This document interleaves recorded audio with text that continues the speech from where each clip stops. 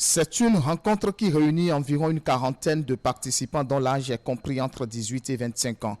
Ils représentent des jeunes parlementaires francophones et proviennent de plusieurs pays tels que le Bénin, pays d'accueil, le Togo, le Niger, le Burkina Faso, la Guinée-Conakry, le Mali, la Mauritanie, le Niger, le Sénégal, le Tchad, etc. Je voudrais particulièrement exprimer toute ma reconnaissance et ma gratitude au président de l'Assemblée nationale, président de la section béninoise de l'APF, M. Louis Béhounou Vlavonou, qui a bien voulu autoriser l'organisation de la présente activité, en dépit des embûches qui auraient pu annihiler tous les efforts consentis en vue de la tenue effective de cette première édition du Parlement francophone régional des jeunes. Le comité d'organisation que vous avez bien voulu mettre en place a travaillé sans désemparer, en peu de temps, suivant vos pertinentes instructions et en conformité avec le cahier de charges qui nous a été confié par l'APF. Cette rencontre reçoit l'implication de l'Assemblée nationale et l'appui de l'Organisation internationale de la francophonie. Ces jeunes sont répartis en deux commissions. La discussion durant les travaux va tourner sur deux thématiques: l'égalité d'accès des filles et des garçons à l'éducation d'une part, et d'autre part, les réponses de la jeunesse face au terrorisme.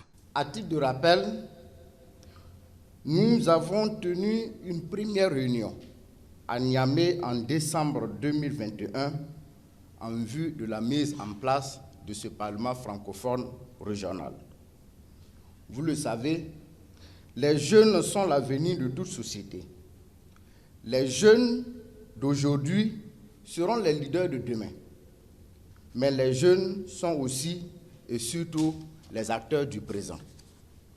Chers représentants, votre participation aussi nombreuse et de qualité à cette simulation parlementaire me réjouit énormément et prouve que la francophonie dans le continent africain demeure un espace dynamique porté par une jeunesse enthousiaste.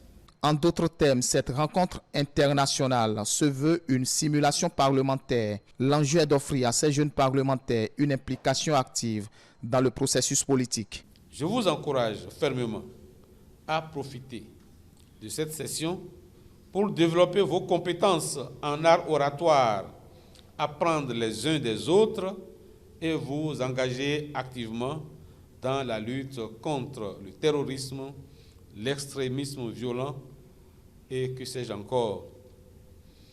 Notre francophonie est une source de richesse inestimable. En unissant nos voix et en partageant nos expériences, nous pouvons construire un avenir meilleur pour tous et être des ambassadeurs de paix, de tolérance et du dialogue intergénérationnel.